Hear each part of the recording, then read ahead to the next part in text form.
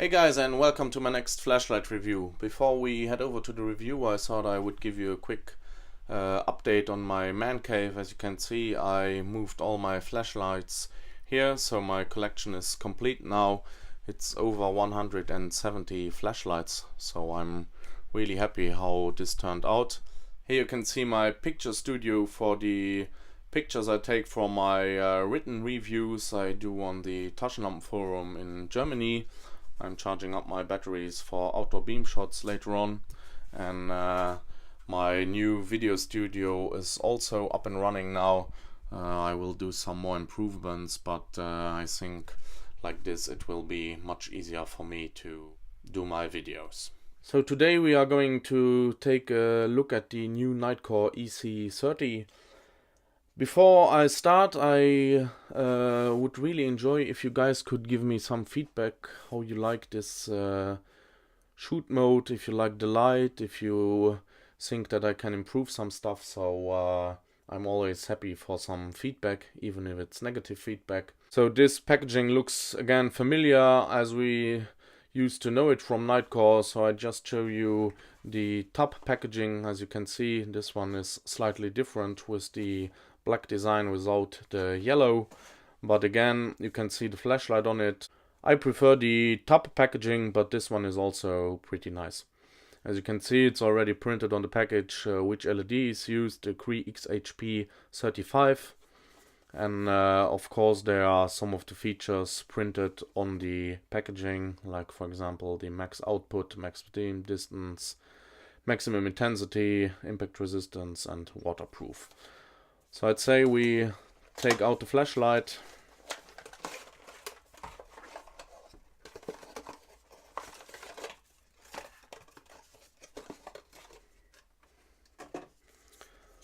So we have the worldwide warranty card,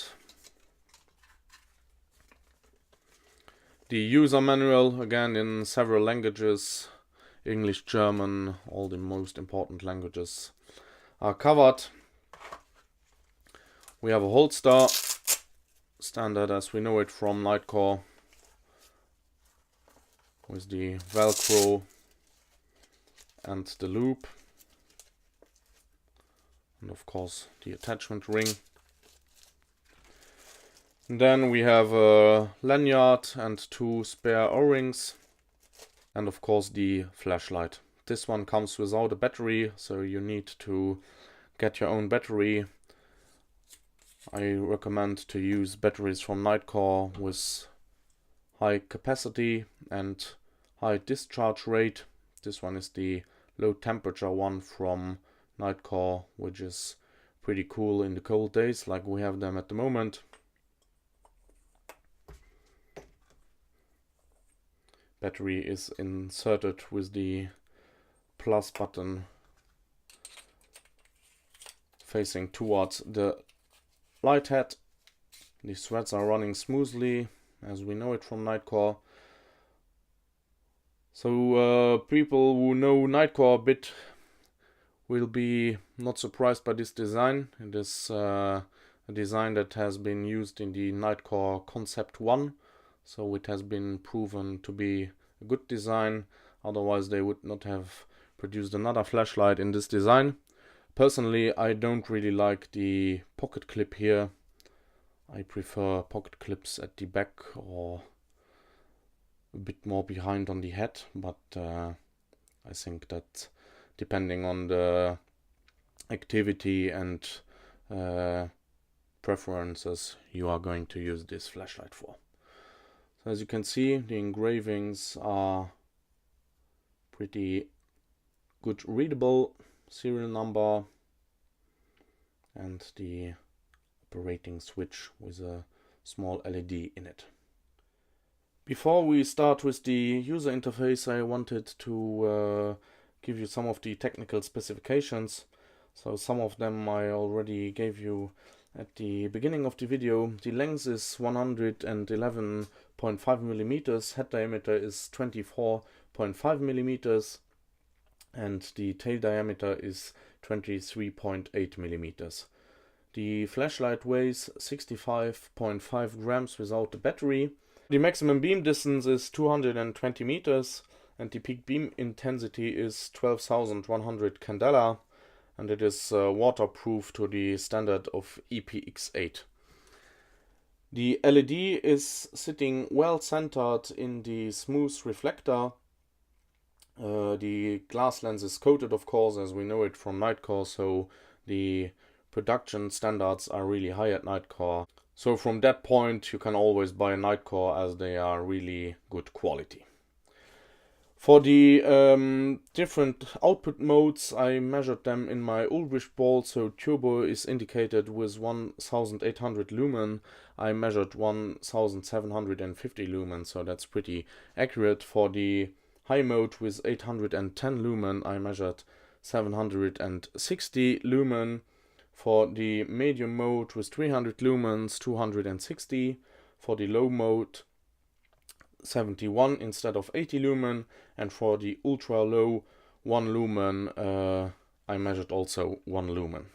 So I'd say I'm going to show you the user interface of this flashlight, and then we are going outdoors for the beam shots. The flashlight, like the concept, has a special user interface that is not so much to my liking. I prefer more intuitive user interfaces than this one, but everyone needs to see for themselves if it's something for them or not. So the flashlight has two different operating modes. It has a daily mode and a tactical mode.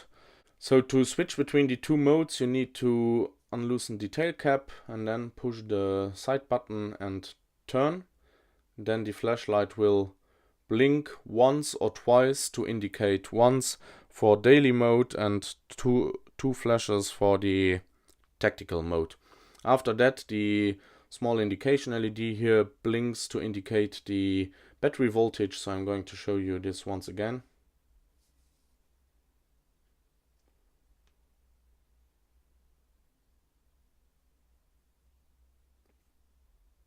So as you can see, it flashed 4 times, and then once more. This indicates that the flashlight has 4.1 volts.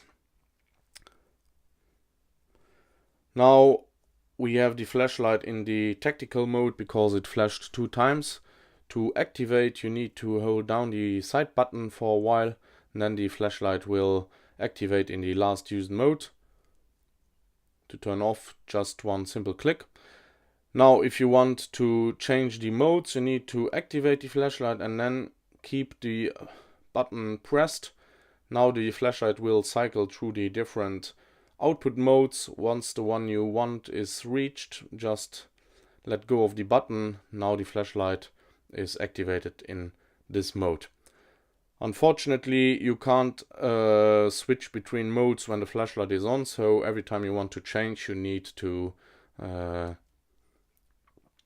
the flashlight off and then on again. So that's not really to my liking, but I'm sure there are people who like it like that. The flashlight memorizes the last used mode, so it always turns on in the last used mode, so that's pretty cool. I changed the flashlight now to the daily mode, and I'm going to show you the access to the ultra low mode. That's not really clearly described in the manual. I tried it while the flashlight was on but did not manage to activate it. So you just need a quick double click and then the flashlight is on in the ultra low mode. So that's cool.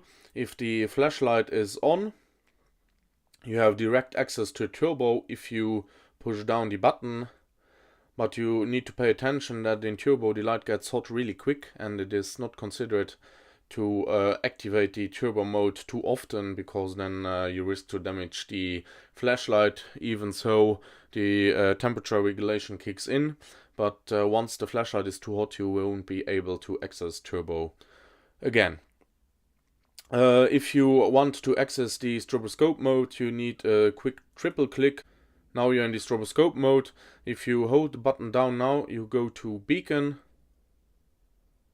and SOS mode. So the user interface is special. I prefer more intuitive user interfaces, but I'm sure there are lots of you that will like it. The side button is also not my preferred one, as there is no physical click, so you don't always know if you clicked right or not. So I prefer mechanical clickies than electronical buttons. Then you can always check the status of the battery by just clicking down once, and then the button will blink according to the voltage that is left in the battery, so you always know how much juice you got left. So that's a cool feature. So I'd say that's pretty much everything for inside. Now we go outdoors. I will show you through the different light modes, and then it's about it. So guys, we are outdoors. I changed the location a bit. You can tell me if you like it or not. I think this gives us a bit more distance to cover, so you can see the end of the house is about 10 meters away, and the garage door is 20 meters away. So here we have the turbo mode, which is pretty impressive, as you can see. Nice beam profile. And now I'm going to switch off the light, and I'm going to cycle once through the different output modes. As you can see, the profiles are well chosen. There's a profile for each situation you should need. That said, my conclusion to this light is that it's an interesting light, but definitely not one of my favorite from Nitecore. I don't like the user interface that much, but maybe some of you guys will enjoy it. So that was it for this review. I hope you enjoyed it. If not, please give me feedback for all my improvements I've done, if you like them or not. And I hope to see you soon for my next review here on my channel. Stay tuned. Bye bye.